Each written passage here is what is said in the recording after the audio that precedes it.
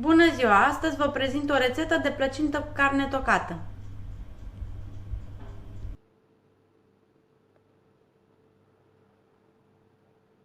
Pentru aluatul acestei plăcinte ne trebuie 400 de grame de făină, 150 de ml de lapte călduț, un ou, 150 de grame de unt moale, o linguriță cu zahăr, 7 grame de drojdie uscată și o linguriță cu sare.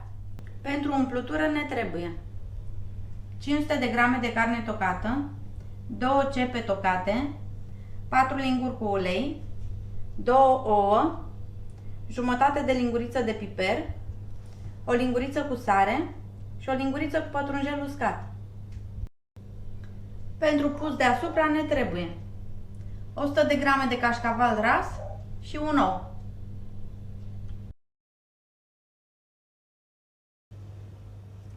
Peste făină punem drojdia uscată și amestecăm.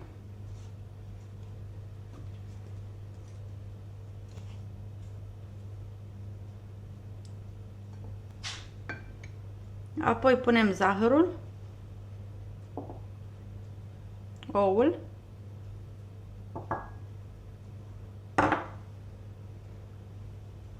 și laptele călduț. Și amestecăm.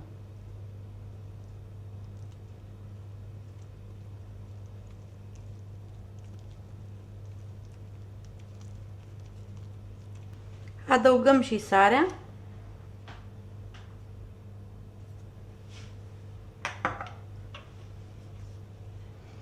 Mai amestecăm puțin cu lingura.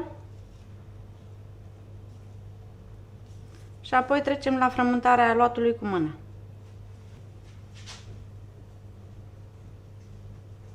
Adăugăm și câte puțin unt și frământăm în continuare.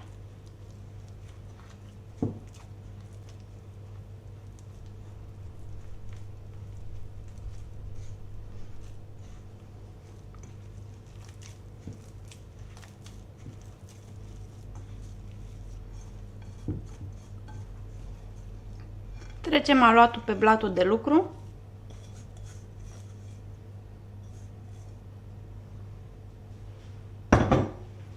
Și continuăm cu frământarea. Adăugând câte puțin unt.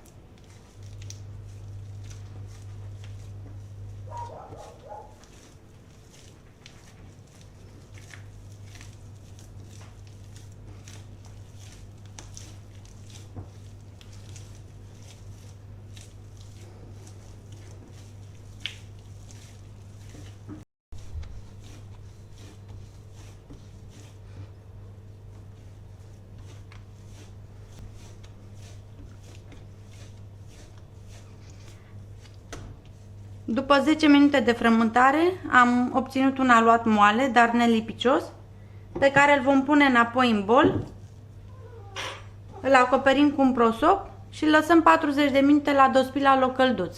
Într-o tigaie punem uleiul și așteptăm să se încingă. Apoi punem ceapa.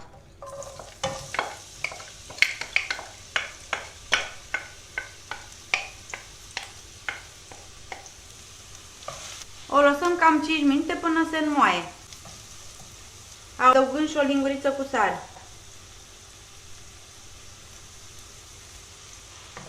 Mai amestecăm din când în când.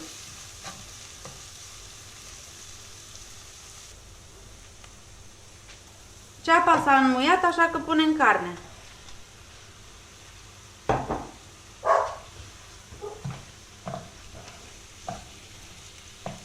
O amestecăm bine cu ceapa.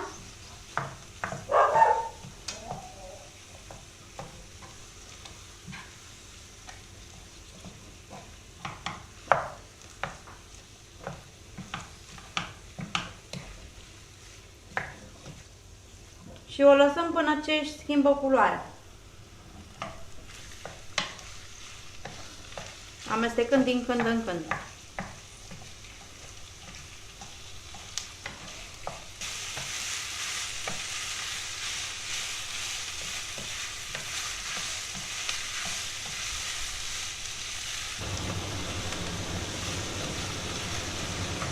După ce carnea și-a schimbat culoarea, adăugăm un pahar cu apă și mai lăsăm să fiarbă 10 minute. Amestecăm din când în când.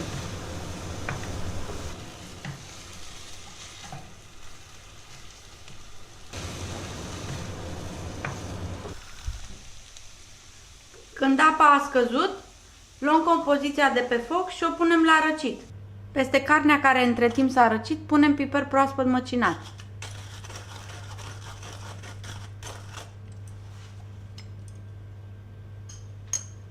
Apoi pătrunjel și amestecăm.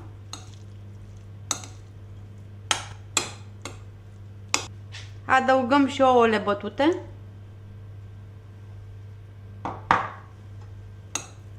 Și omogenizăm bine ingredientele.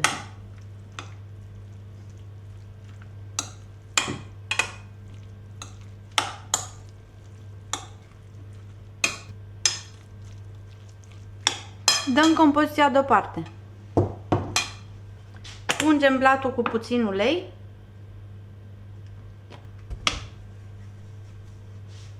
Și punem aluatul, care între timp s-a dospit.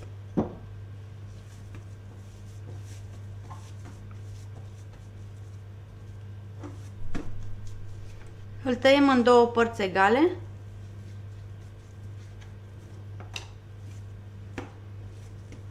Luăm prima parte și o întindem într-o foaie.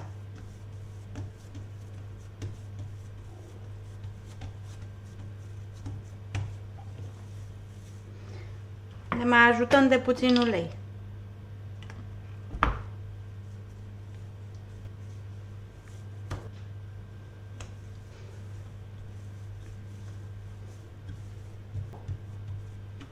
Am întins aluatul într-o foaie nici prea subțire, dar nici prea groasă. Am aici o tavă pe care am tapetat-o cu hârtie de copt. Luăm foaia și o punem în tavă.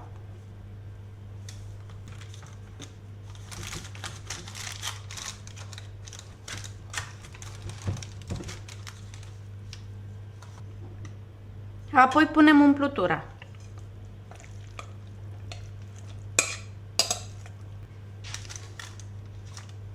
O nivelăm.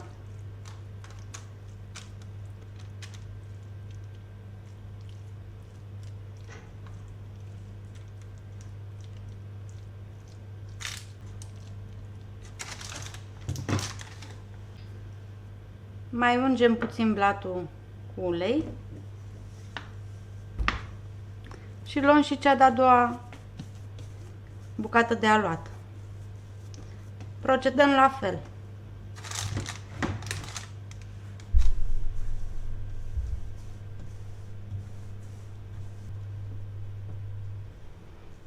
Luăm foaia și o punem peste umplutura cu carne.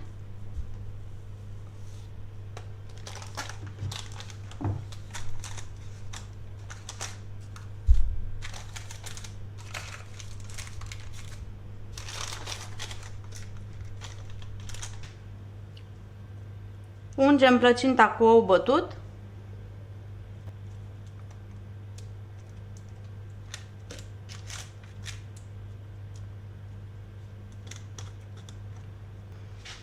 Apoi o presărăm cu cașcaval ras.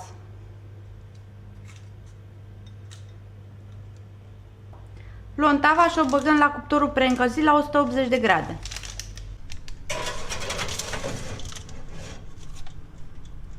După 50 de minute plăcinta s-a rumenit frumos, așa că o vom scoate de la cuptor.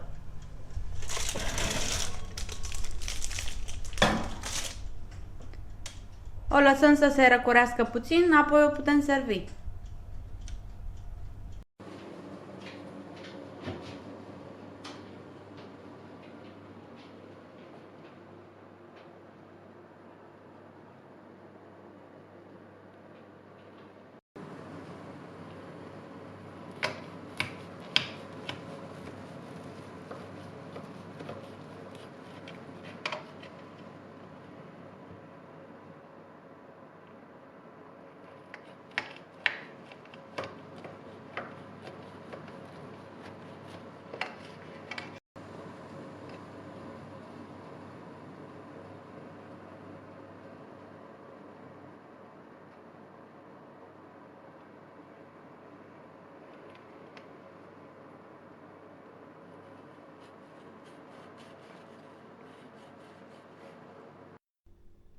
Vă mulțumesc că ați urmărit rețeta de azi. Dacă vă plac rețetele mele, vă puteți abona la canalul meu dacă nu ați făcut-o până acum și poate dați și un like rețetelor care vă plac.